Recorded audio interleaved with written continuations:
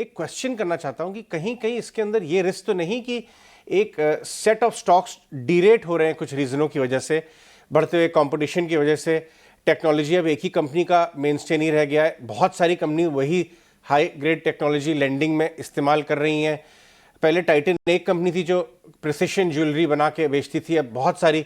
कहीं ऐसा तो नहीं है रिस्क हम इसमें लें कि ये सारी कंपनियों में एक स्ट्रक्चरल डी रेटिंग चल रही है और हम इनमें पोजीशन कर जाएं, तो क्या हम 3-4 साल कुछ समय के अंडर परफॉर्मेंस को के में फंस सकते हैं? क्या क्या रिस्क तो नहीं? हाँ जी। तो देखिए, डी रेटिंग का सिलसिला 2022 और 23 में बिल्कुल चला। लास्ट 12 महीने में वो डी रेटिंग री रेटिंग बन गई है।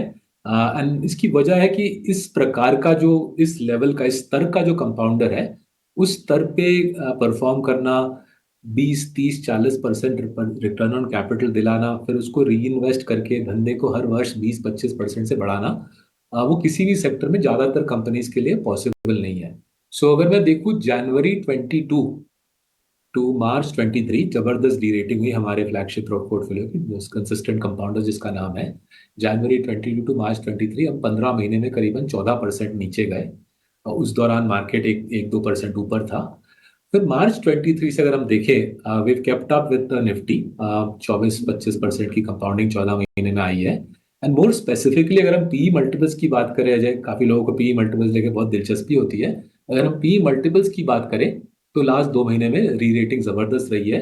एट अ टाइम व्हेन जो पीएसयू वाला पैक था, मेटल्स माइनिंग वाला पैक था, कंस्ट्रक्शन वाला पैक था, वहां पे थोड़ी बहुत डी रेटिंग शुरू हुई है और हमारी थोड़ी बहुत री रेटिंग शुरू हुई है। सो हर चीज ये रेटिंग के साइकिल्स वो तो चलते ही रहेंगे। री रेटिंग डी रेटिंग के साइकिल्स चलते रहेंगे। बट जो अंडरलाइंग मैट्रिक्स पे फोकस रखना है वो है रिटर्न ऑन कैपिटल। कितनी मोटी आपकी रिटर्न ऑन कैपिटल आती है। As I said, 25, 30, 35, 40% return on capital आना बहुत मुश्किल काम है।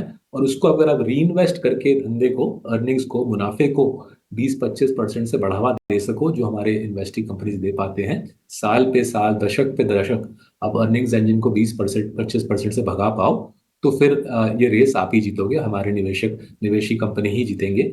और जो एज आई सेड, सबसे दिलचस्प बात यह है कि इस प्रकार के, इस क्वालिटी के कंपाउंडर्स इंडिया पे 6-7 ईयर लोज पे प्राप्त है, इन सम केसेस 10 ईयर लोज पे प्राप्त है। सो किसी को अगर रेटिंग डी रेटिंग की चिंता है, वो वाला रिस्क भी ऑफ द टेबल है। री रेटिंग मतलब पी उठने का साइकिल शुरू हो गया है। बहुत बढ़िया, बहुत मतलब एकदम आप सिक्लिकल लो पे ले रहे हैं, यहाँ से आर्गुमेंट खराब होने के चांसेस एकदम सही हैं, एकदम है ही नहीं मतलब।